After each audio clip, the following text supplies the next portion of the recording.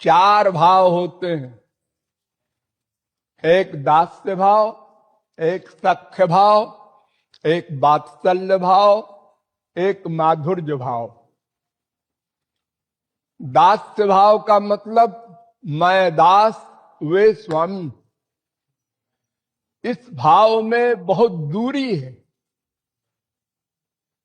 हम अपने स्वामी के चरण पर चरण भी नहीं रख सकते। जहां उनके चरण पड़े वहां हमारा चरण नहीं पड़ना चाहिए। जब राम लक्ष्मण सीता वनवास के समय में जा रहे थे तो सीता राम के चरणों को बचा बचा के लक्ष्मण पैर रखते थे। कितना कठिन है।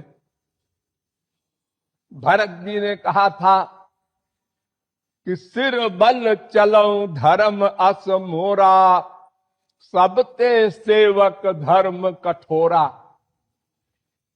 दास भाव में बहुत दूरी है। उससे ऊंचा सख्य भाव, वे हमारे मित्र हैं। अब बराबरी का दर्जा हो गया। अब हम अपना उच्छिष्ट ठाकुर जी को खिला सकते हैं। मित्र हो गए ना। लेकिन अब भी दूरी है। इससे ऊंचा वात्सल्य भाव, हम उनकी मां, उनके बाप, वे हमारे बेटे। अब तो हम झापड़ लगा सकते हैं, उखल में बांध सकते हैं। मां बाप को बड़ा अधिकार है बच्चे के ऊपर, लेकिन इसमें भी दूरी है। तो सबसे ऊंचा माधुर्य भाव, वे हमारे प्रियतम, हम उनकी प्रेयसी। इस भाव में कोई दूरी नहीं, दोनों एक हो जाते हैं। कोई संकोच नहीं। एक बार द्वारिका में भगवान ने एक्टिंग किया कि हमारे शरीर में बहुत दर्द है, मैं मर जाऊंगा। उसी समय नारद जी पहुंच गए। नारद जी ने कहा, महाराज क्या बात है, क्या लीला हो रही है? उनने कहा, तुम गधे हो, लीला लीला कह रहे हो, हमारे प्राण निकल रहे। अच्छा अच्छा, तो महाराज इसकी दवा कहां है? दवा भी बता दीजिए। तो अगर कोई भक्त अपनी चरण धूली दे दे तो मैं अच्छा हो जाऊं। नारद जी ने कहा, मैं भी तो भक्त हूं, लेकिन मैं इनके झगड़े में नहीं पड़ता। एक बार बंदर बन चुका हूं। दूर से ही नमस्कार। ये जो माए हैं, रुक्मिणी, सत्यभामा वगैरह, ये तो महापुरुषों की दादी हैं, तभी तो भगवान की स्त्री बनी है। इनसे मांग लेते। उन्होंने कहा, माताओं चरण धूली दे दो। उन्होंने कहा, तुझको क्या हुआ है बाबा? तो फिर गया है क्या? आगरा जा, आगरा।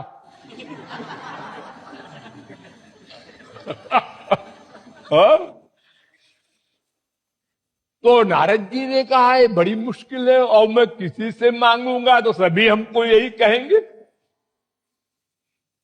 तो चलो उन्हीं से पूछते हैं, गुरु घंटाल से। महाराज ये बताओ कि वो कहाँ है, और दवा वाला औषधालय? तो भगवान ने कहा, ब्रिज है, ब्रिज, वहां चले जाओ, तमाम महापुरुष हैं। नारद जी आए इसी ब्रिज में, और भेष बदल कर आए, लठिया लेके। गोपियों ने पहचान लिया। अरे नारद जी, ये क्या स्वांग बनाए हो आज? नारद ने कहा, हो, यहां सभी सर्वज्ञ, सर्वांतर्यामी है। खैर नारद जी अपने असली रूप में आ गए और कहा कि भाई देखो ऐसा ऐसा मामला है, श्याम सुंदर को बड़ा कष्ट है। अच्छा, तो आप लोग चरण धूली दे दीजिए। साहब ने पैर फैला दिया, जल्दी ले जाओ। क्यों गोपियों, तुम लोगों ने सोचा नहीं कि इसका परिणाम क्या होगा? भगवान को चरण धूली दे रही हो। देखो नारद जी, ये सब शास्त्र वेद की बातें बाद में करना, अभी जाके वहां दे आओ, ठीक करो उनको, फिर आना हमारे पास, फिर हमसे कर लेना शास्त्रार्थ। अरे अनंत बार नरक भोगे हैं, एक बार और भोग लेंगे, लेकिन हमारे प्राण बल्लभ अच्छे तो हो जाए, उनको सुख मिले, हमारा तो ये जीवन का लक्ष्य है। ले गए, बस बीमारी समाप्त। तो माधुर्य भाव में इतना बड़ा अधिकार है कि हम अपने परम प्रियतम को चरण धूल दे सकते हैं। और गाली गलौज तो मामूली बात है। गली गली में ठाकुर जी को इसी ब्रिज में गाली मिलती जा रही। चौर जार शिखामणि, चोरों के सरदार, लफंगों के सरदार जार,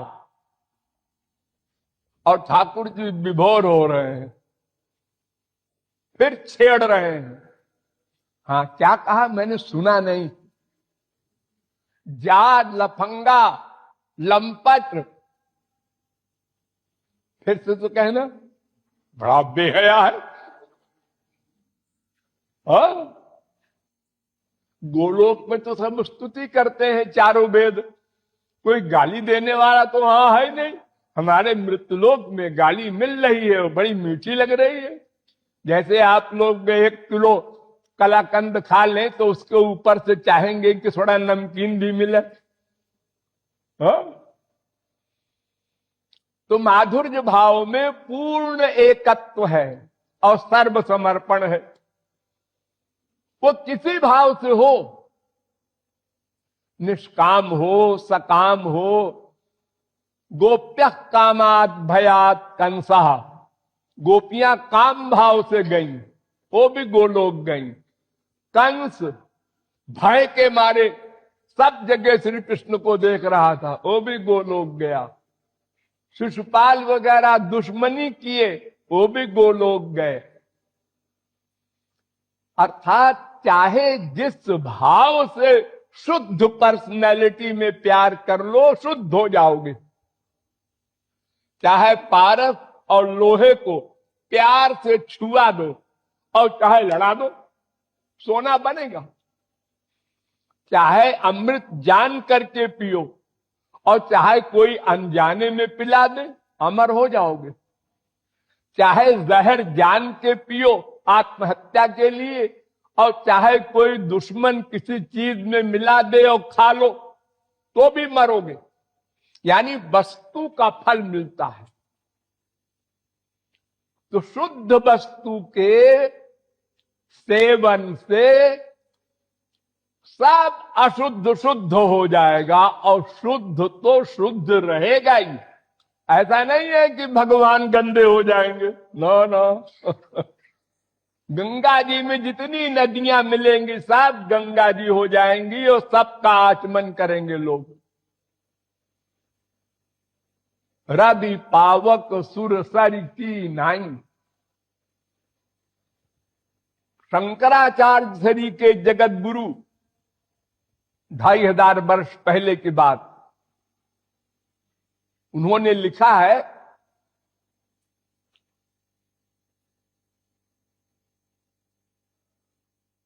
नाथेति श्रुतयो न तत्वमतयो घोषस्थिता गोपिका जारिण्य कुल धर्म जाति विमुखा अध्यात्म भावम जजु। जार भाव से प्यार किया श्री कृष्ण से, बिना ब्याह के और बिना जाने कि ये भगवान है। ऐसे ही जैसे संसार में लड़के लड़की प्यार कर लेते हैं, ऐसे कर लिया। अवध्यात्म भावम जजु, वहां पहुंची गोपियां जहां ब्रह्मा शंकर नहीं पहुंचे। ब्रह्मा चरण धूलि मांग रहा है गोपियों की, उद्धव चरण धूलि मांग रहे हैं गोपियों की। तो माधुर्य भाव में पूर्ण एकत्व है, कोई नियम कायदा कानून नहीं है, बस प्यार एक कायदा, प्यार सर्वत्र सर्वदा, समर्पण समर्पण।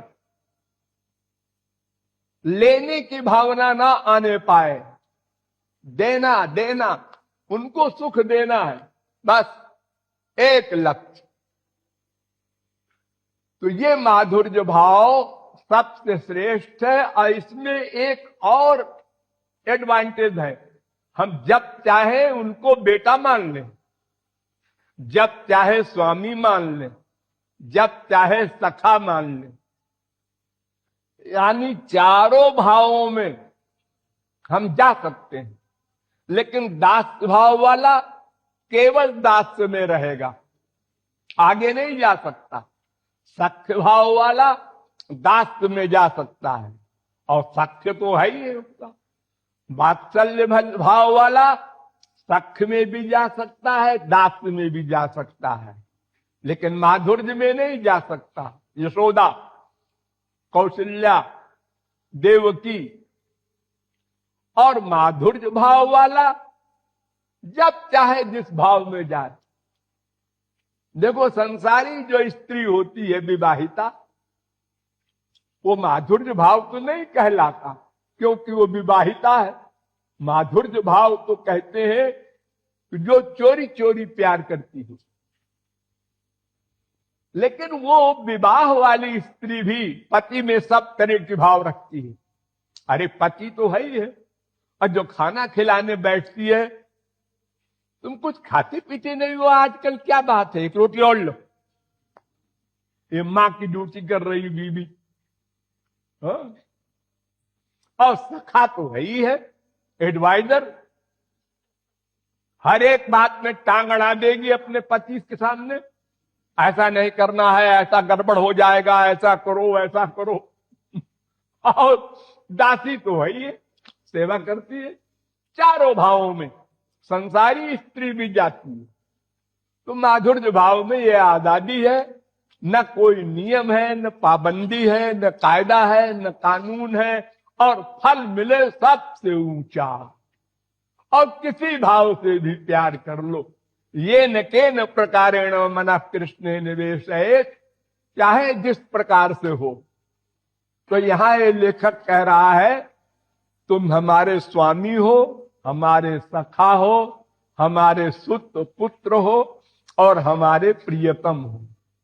ये चारों हो तुम हमारे, चारों भाव से हम प्यार करते हैं तुमसे।